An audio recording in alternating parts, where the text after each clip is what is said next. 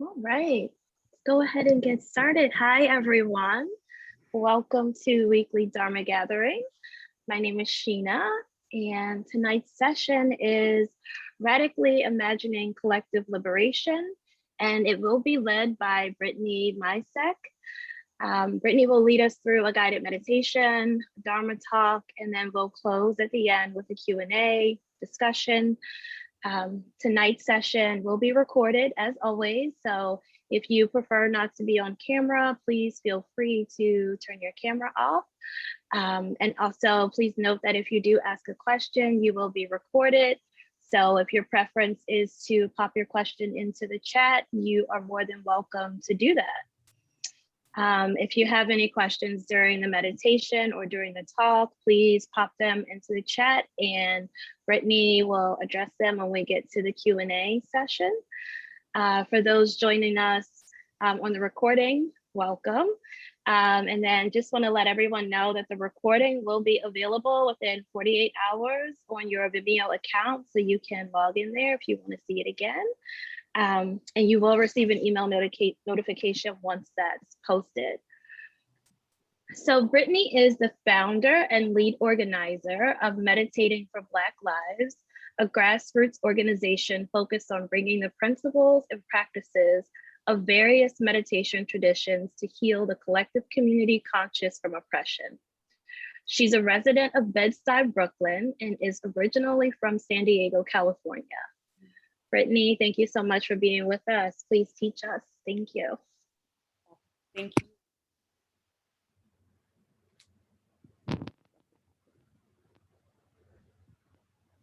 Let's get into some meditation. Please find a comfortable seated position. I hear you. Can you hear me? A little bit. Better? Okay. Please get into a comfortable seated position. And if you feel safe and comfortable, allow your eyes to gently close, your shoulders to relax, and relax your jaw, release the tension in your face. And tonight's meditation, I'd like us to focus on the breath. So it's very common in the Theravada tradition to use the breath as an anchor, and this will be relevant to the Dhamma talk later. So let's begin by taking 3 very intentional deep breaths, breathing in through the nose.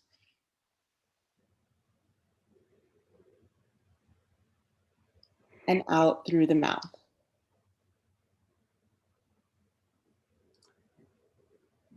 Again, breathing in through the nose.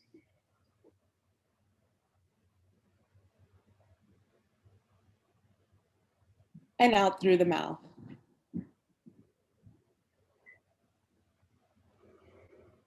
And one final time together, breathing in through your nose, filling up your lungs.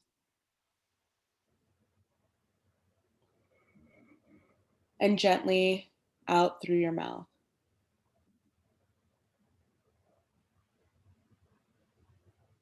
And I invite you for the rest of the practice to locate your breath at your own pace and rhythm. Breathing in through your nose and out through your nose. I like to draw my attention to the tip of my nose, the septum, I think it's called, and noticing the texture and the quality of my breath. If that feels right for you, I invite you to do so as well.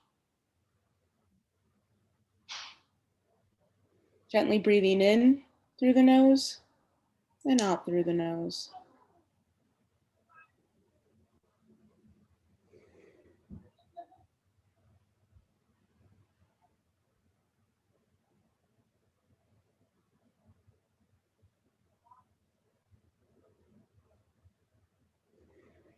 And in this way, I invite you to invite yourself to relax, to slow your thoughts by anchoring your mind on your breath.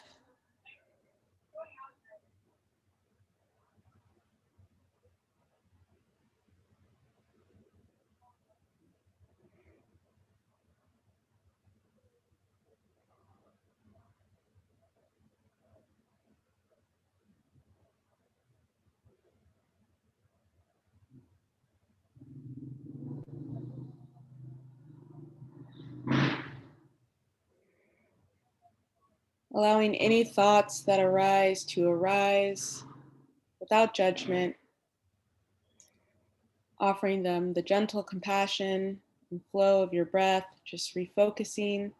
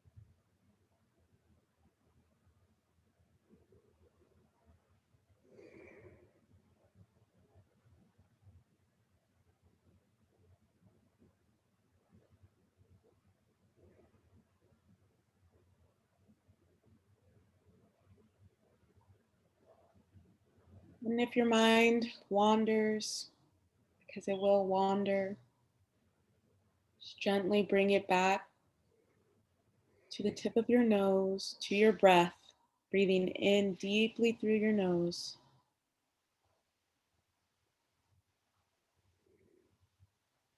Breathing out gently through your nose.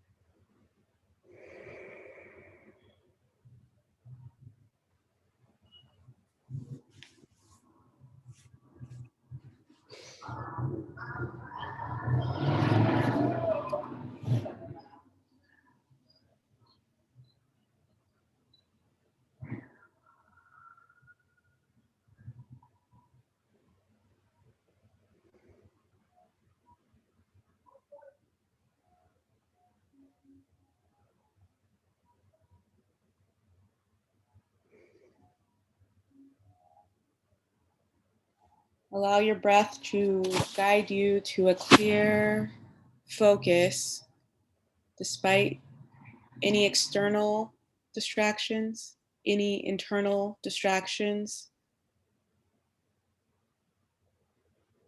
Just focusing on your breath. And if that feels like a challenge, you can note breathing in, breathing out.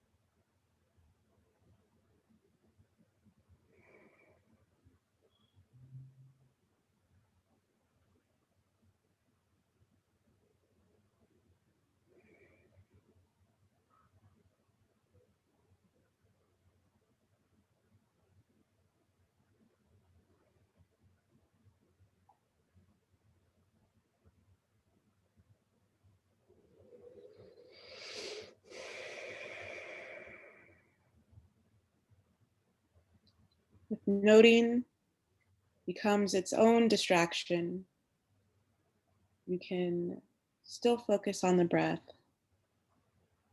by examining the quality of your breath. What is the texture of your inhale? What is the quality of your exhale?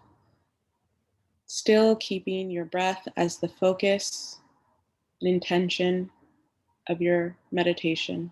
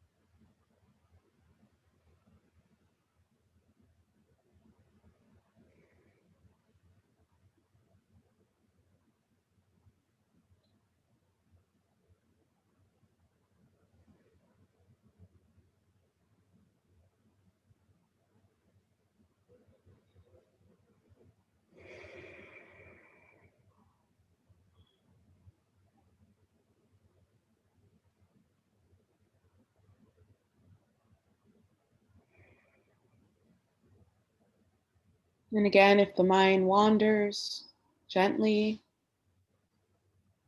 with compassion, bring your focus back to your breath, your inhale, your exhale. See if you can notice where one begins and one ends.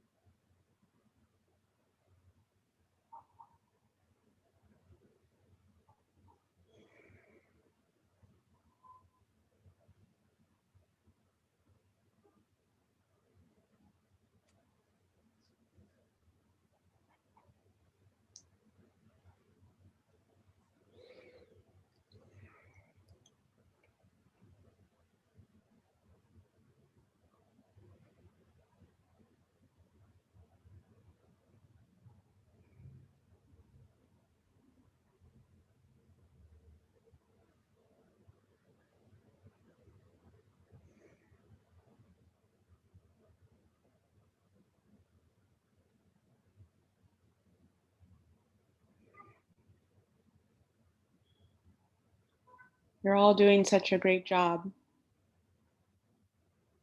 Focusing on your inhale and exhale.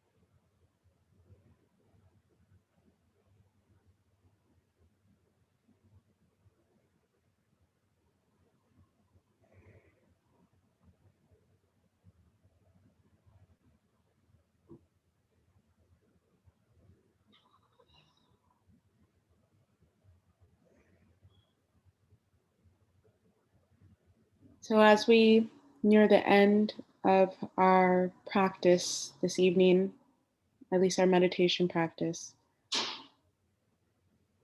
let's see if we can keep a kind, gentle awareness of our breath.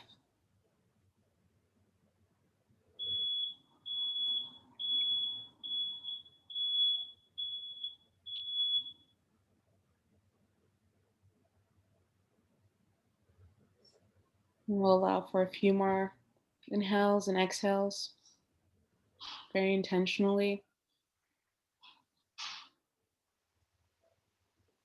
in these last moments.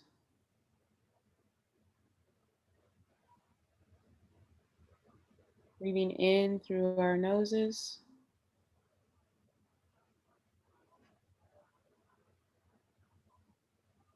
and out through our mouths.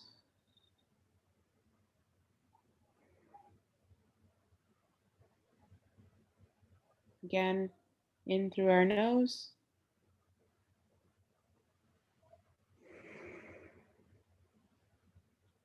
out through our mouths.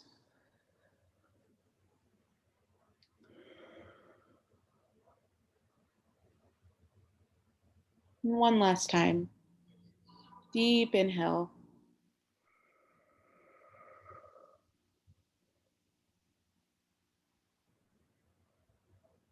Expansive exhale.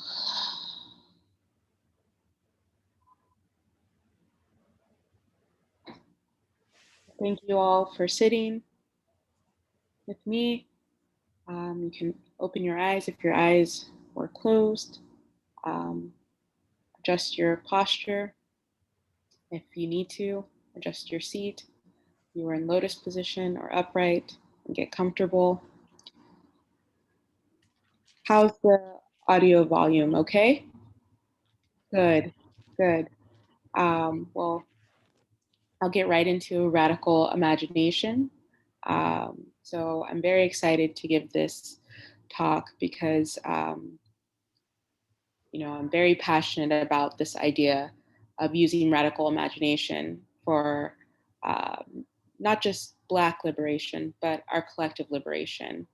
I do want to thank Dr. Smalls and Weekly Dharma for having myself and my organization Meditating for Black Lives here tonight to share in this concept of radical imagination. And I want to thank you all for showing up for yourselves and for each other. It means quite a bit to me, and I think you'll see why when I start talking about this idea of radical imagination. So, radical imagination is a concept and an action. It is our capacity to imagine the world as it might be otherwise. And for us to practice this concept, we cannot do it alone. As individuals, we cannot daydream and call it an act of radical imagination, no matter how uncommon or atypical the thoughts. Radical imagination is collectively generated through our shared encounters and exchanges.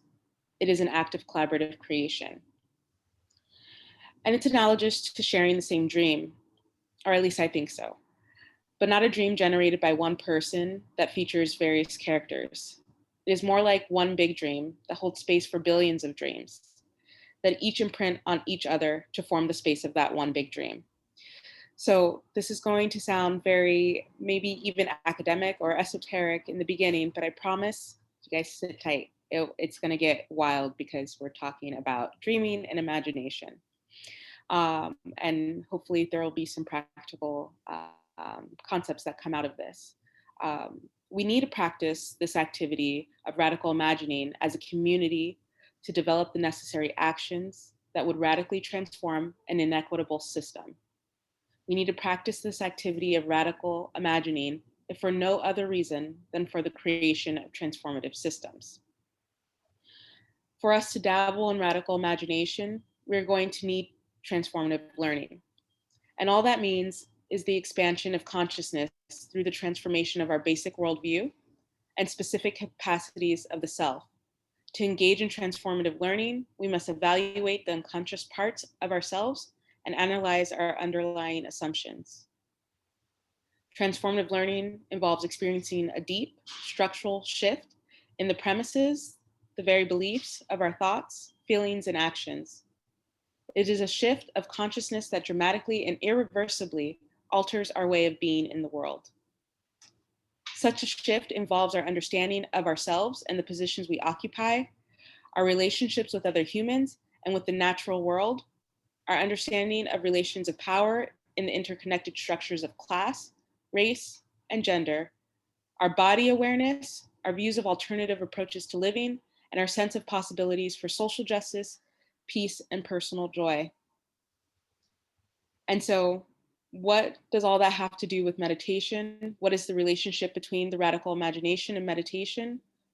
How can meditation bring about transformative learning, which creates transformative systems? Well, I believe the breath is insight. It is the very embodiment of self-existing wisdom. And through consistent meditation practice, we come to realize that in essence, there exists only the breath. It is the breath of the universe that flows through all. You can think of the breath like one big dream. I, have not studied the suttas in depth, but I imagine there's some Dhamma in that as well, not just meditation, not just practice. And now, this sounds all very academic speak. I interpret the terminology, the phrase radical imagination as academic speak. For too long didn't read or didn't listen to that whole introduction of dreaming a dream together, a dream manifested in community, a dream that arises from a critical awareness and the continuous investigation of our beliefs, starting at the surface and all the way down deep to our unconscious, the essence of who and what we think we are. And so to activate radical imagination, first we must become aware, then we accept, then we investigate, then we accept, then we repeat. And we do this exploration continuously and habitually, individually, first to get to our dream. And this requires discipline and commitment. That's also why it isn't an easy concept to understand. That's why it's radical to achieve. Do you have the discipline to find out what's at the core of you, to challenge your beliefs and assumptions with compassion first? Because discipline, true discipline, not what a lot of us have been shown or taught, is an act of love. So self-discipline is self-love, is self-compassion, practice with consistency and dedication to arrive as a better person than you were the day, hour, minute, second, moment before. It's a practice of leveling up, constantly leveling up. But self-discipline is hard. As a society, we struggle with it. We are impulsive. We are easily distracted. We cause harm to the self and others. We don't allow ourselves to investigate and learn more. We use the notion of time to justify our lack of self-awareness. And so we become the victims of our own harm and suffering.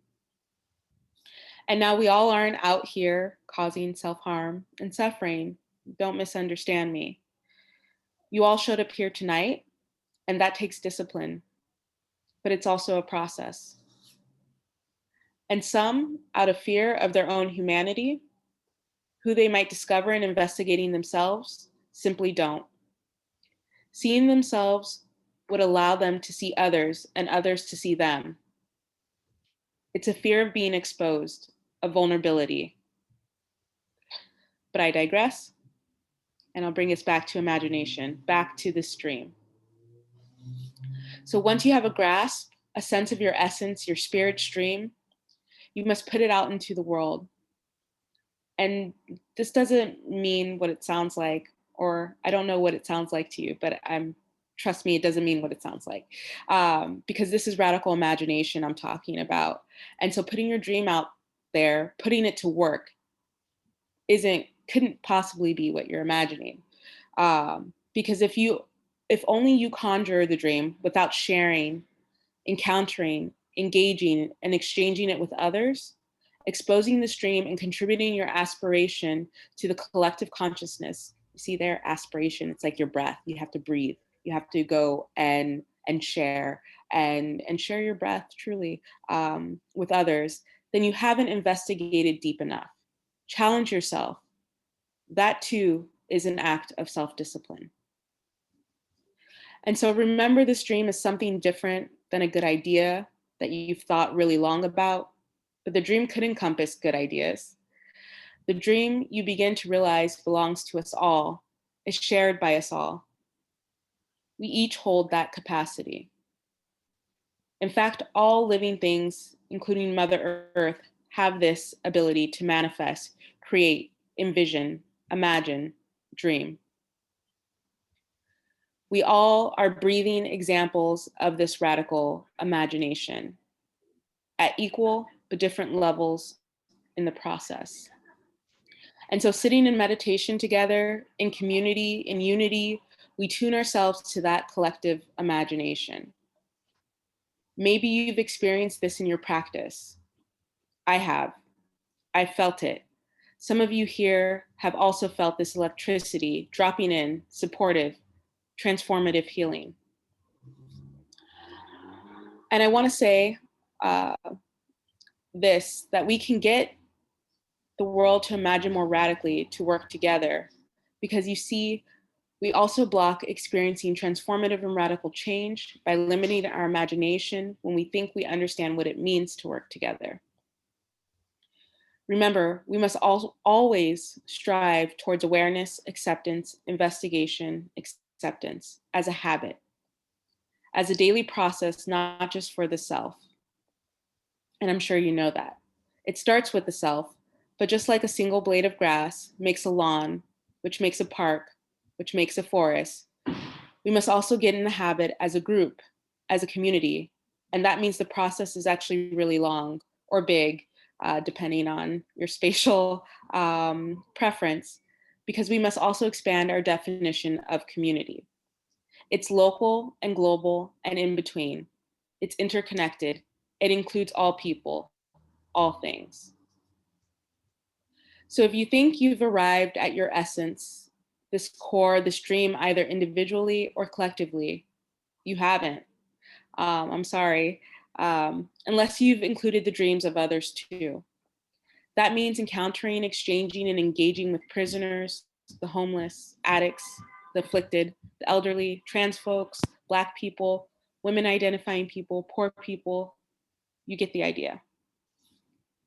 What I'm trying to say is you haven't, and we can't arrive at that next level or even to the symphony if your individual dream excludes the dreams of others, especially the dreams of those we lack awareness about, especially those we refuse to accept, especially those we choose to remain ignorant about. There's no radical transformation of society or imagination without working with, working together, and collaborating with the very people we believe we are transforming our conditions and systems for. You can't radically imagine the creation of a transformative justice system if you don't include the dreams of those impacted by this system, and who will inherently be a part of whatever system we collectively arrive at. The dream is inherently radical because the dream that makes up the radical dream are equal and work together and are formed collectively. The dream is transformative because conscious, spontaneous, collective imagination and creation is radical. It's beyond what any of us is capable of individually. That excites me to self-discipline. And I hope it does for you too. Now, that's all I have prepared, but I'm not done.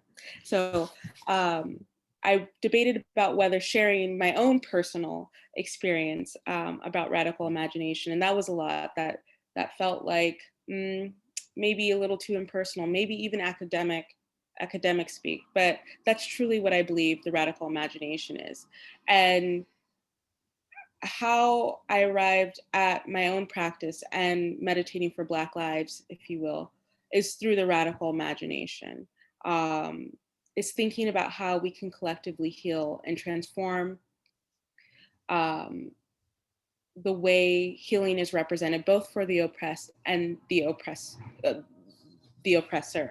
And so it's not unique, this concept of radically imagining our transformative systems and transformative healing for Black and brown people and for people of color. It applies to us all.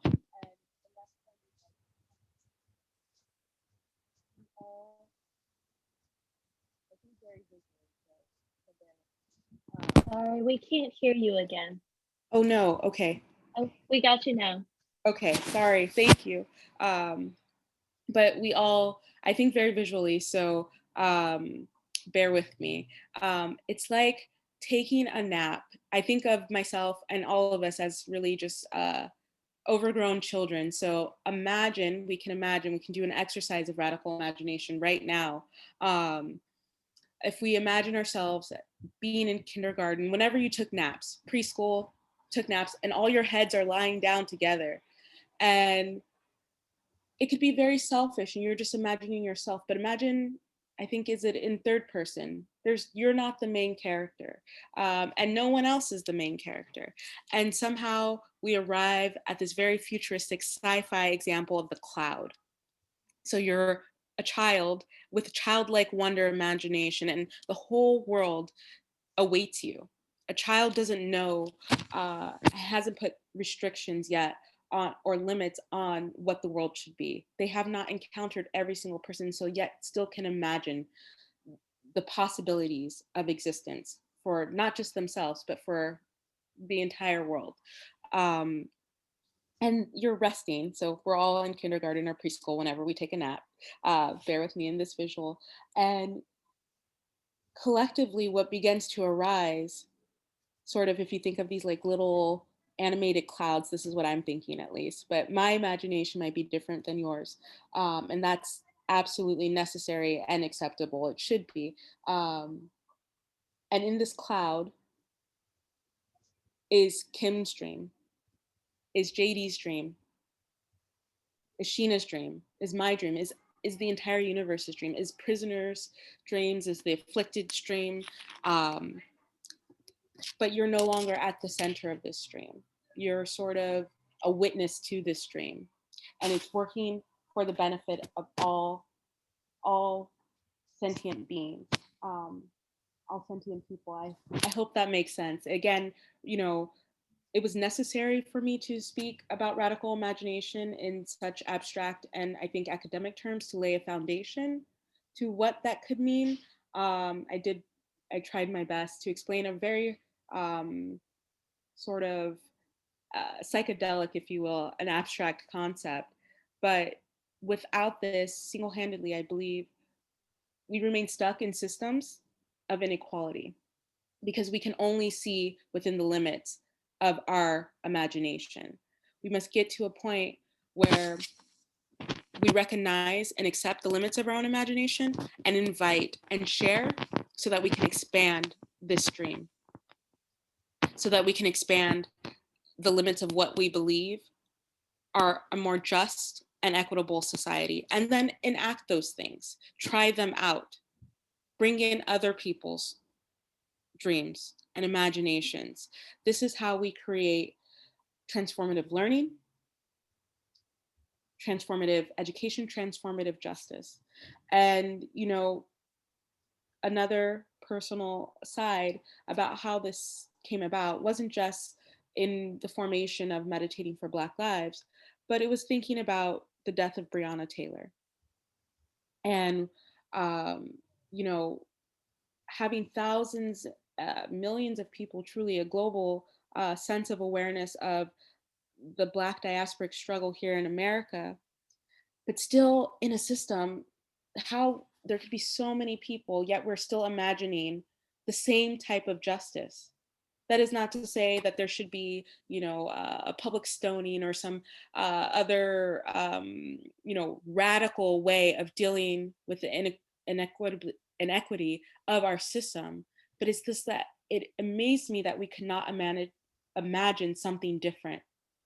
Still, all these people affected, yet we still could not bring ourselves to imagine something much more transformative, something much more healing, not just to Breonna Taylor's family, but for ourselves and going forward in our future. And so it's, I feel that it's important that we're talking about radical imagination and how that leads to transformative healing um, and transformative justice in light of George Floyd's trial, Derek Chauvin's trial, because now is an opportunity, I believe, for us here in this talk, but also as a society as a whole, to imagine, radically imagine what transformative justice and healing looks like. We can enact this right now. I don't know what that looks like. I don't have the answer. That would be not radical imagination if I told you that, um, you know, I took a nap, I dreamt, you know, this is what justice looks like. That would be wrong, according to my definition of radical imagination. But, you know, don't take my word for it. Investigate for yourselves what radical imagination is and transformative justice means to you, transformative healing means to you. And this is the only way to bring your contribution back to that collective dreamscape, is to find out for yourself, not to take my word for it, not to believe in just my dream. My dream might be really good though, but it's not the universal dream. No one's dream is the universal dream, and that is the beautiful thing about radical imagination. There, it is the universal dream, yet it belongs to no single person. It belongs to us all. And every single member, every single sentient being collectively contributes to this. Um, And so it is tantamount, it is paramount that we remember that. I could bring it to the Dhamma.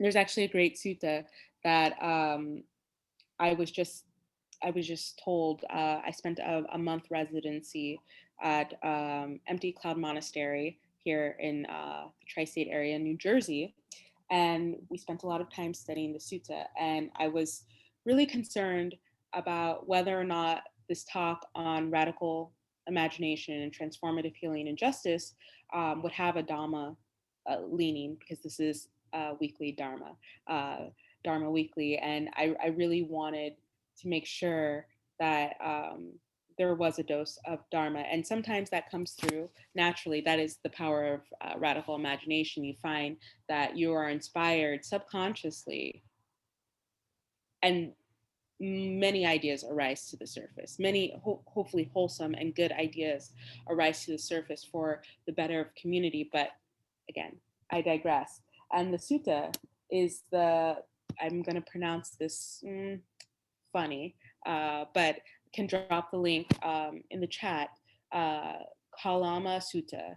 Um, and essentially, it is about, I'm going to paraphrase because it's too long for me to read. And I would hate to do that to you, but about investigating for yourselves. When you're confronted with, in this case, hindrances and defilements, and someone else's interpretation on what is the right thing to do or to be, you must investigate for yourself. And so I encourage every single one of you to investigate for yourselves. One, radical imagination. Maybe my imagination about radical imagination is wrong. Um, but then you could bring that into the collective consciousness and the awareness of that. And so um, I don't I don't have much more to say because I want to hear from everyone else, so that I can maybe have a collective shift, maybe have a transformation, and when we can all, as a group, have that same collective transformation and shift. Oh, thank you.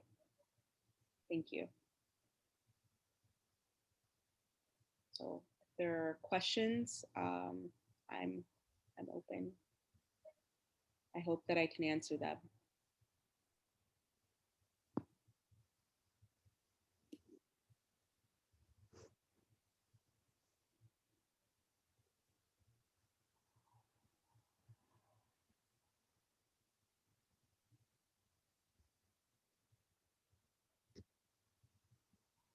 I will put the sutta in the chat. Thank you. Yeah. I think I have a question. Yeah. So radical imagination, right? So like as humans, right? Like if we sit there, especially as adults, we sit there and we try to like imagine the wildest thing possible that we can have in this world, um, and that we can have for other people in this world and what other people want. What happens when you're in your practice and you're questioning like, okay, well, radical imagination, like what's the wildest thing I can imagine for us? And then you go, no, that's too crazy, like that's too wild. I don't know if you experience that as you're going through this process, but if you do, what are some suggestions for kind of talking that self-doubt, that collective doubt away? Yeah. One, thank you for that question. It's very thoughtful. I will say it's not radical enough, so keep going. Just say that to yourself. Whatever you're thinking, um, more than likely is not radical enough. It has probably already been thought. That's the beauty of the shared collective breath that we all have. Like you're breathing in someone else's idea, notion, concept, right? Like I'm not sure. I don't believe that there is one like genius light bulb original idea. Like someone else was thinking that somewhere down the line, maybe even far down the line. So whatever you're imagining is probably not that radical. So tell yourself that. Like, you don't have to worry, you don't have to doubt, because it's probably not that radical. Because again, it could not, something truly radical could not be self-generated, right? It has to come from this collective. Um, I don't believe we individually, the academic notion of radical imagination, into which I agree, we cannot individually generate this concept of like, whoa, wild idea. So I would I would suggest telling yourself that it's truly it's truly not that wild. But if fear does strike, I would examine why that doubt, why that fear is even arising. What about whatever you're imagining in your practice is so strange, and why that is considered strange or radical. And that's what I mean by can never be radical enough, right? Because you might be imagining like, wow, I really want this change for society. Like, I want more investment. So sometimes I do have these daydreams, these radical imaginations about environmentalism. I'm from California. I like to pick up trash, and so sometimes I imagine, programs where there's going to be like tons of people out on the street picking up trash, and then I'm like, that sounds crazy, right? That's that doubt. That sounds crazy. That's not, well, one, that idea is probably not unique. I'm sure I would like to believe that there are other people out there also imagining environmental justice, especially for communities very much affected, like Bed-Stuy, where we need as much community direct action as possible.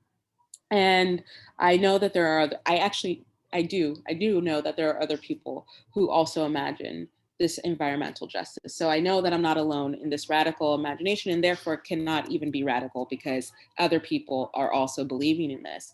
And then I reflect on that doubt. Well, what is so radical about wanting environmental change?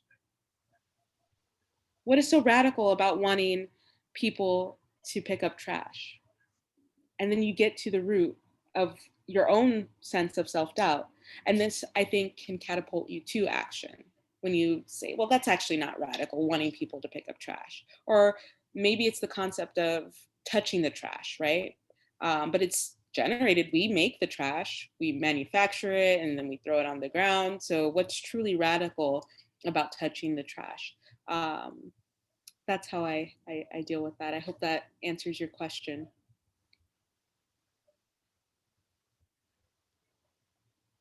Thank you. You're welcome.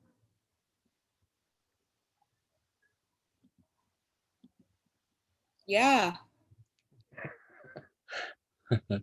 Hi, Jeffrey. Yeah, thank you so much. Really, just want to express my gratitude. This is, I feel that the act of showing up, right, in this small room, right, with these, what, 5 people, is a radical act, right? It's a, it's my way of participating in an act of nonviolence to show up and to demonstrate through meditation that an intentional act of connecting uh, with all of you here in this space that we meet in intentionally, and also through the act of breathing and meditation to connect to the collective, right? Yes. And that's radical. I really believe in my core that that's a radical act. Yes. Uh, in showing up and sharing this space and sharing this experience and benefiting directly from your teaching, you know, I believe that radical act, right, contributes to the collective uh, on a very primary level, which is in the non-harming, right, in the seeking and the intention of becoming uh, more, more uh, learning through your experience, um, you know, how to be more loving and more compassionate. So thank you so much for your teaching. I love also, I'm a visual artist, so when you were speaking in metaphor, and your background, of course, that that's how I learned. So really grateful to be here with you tonight. Oh, thank you so much. I really appreciate your presence here and um, all the kind things that you've said. I agree with you. I think I don't want to misquote, but I'm going to. So again, look up that Kalamas Sutta. I dropped it in there. Investigate for yourselves while I misquote anyway. I think Audre Lorde, the great Empress Audre Lorde, says, self-care is the most radical act you can do. And that's a common refrain for meditating for Black lives, is that when you sit in meditation and you are looking inwards, that is probably the most violent act you'll ever engage in, to become self-aware. There's nothing more challenging and scary than to become aware of yourself. And so I agree with you. It's mad radical, to use colloquialism of our time. And so more power to those who choose to take this radical approach of self-awareness and contribute to the health of our collective consciousness. Um, it's a very righteous thing.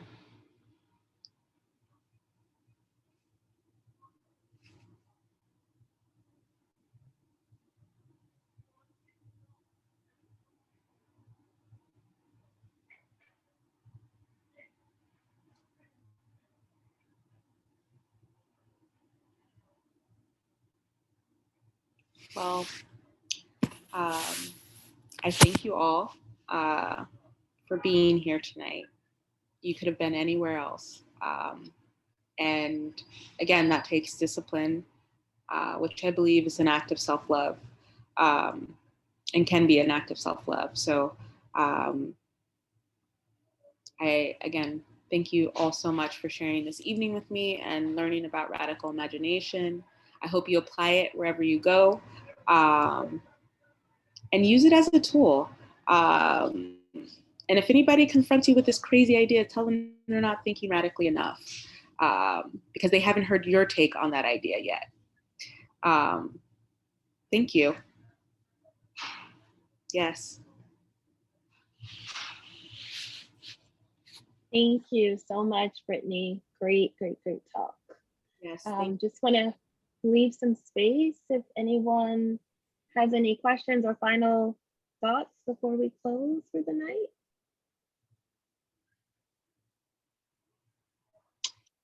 All right. Again, thank you so much, Brittany, and thank you everyone for being here live. Thank you to everyone who is tuning in to the recording. Please join us next week. Dr. Shantae Paradigm Smalls will be leading a Tonglen practice for us at 7 p.m. And then the following Wednesday at 7 p.m., we have David Paring, who is going to do a talk on mindful awareness presence. So you can also check that out. And I just want to take a second to just ask, consider becoming a subscriber to Weekly Dharma Gathering if you're not already. We have these talks weekly, various topics, various teachers, beautiful community of people here. So would love to see you all. Right now we have a 7-day trial running, and you can find that on our website and spread the word to friends, family, colleagues. And if you're on social media, please follow us on Instagram at Weekly Dharma and on Facebook at Weekly Dharma Gathering. Again, thank you so much, Brittany, and thank you everyone for being here tonight. Thank you all. Have a beautiful rest of your week. Yes, bye-bye. Good night. Bye. So good.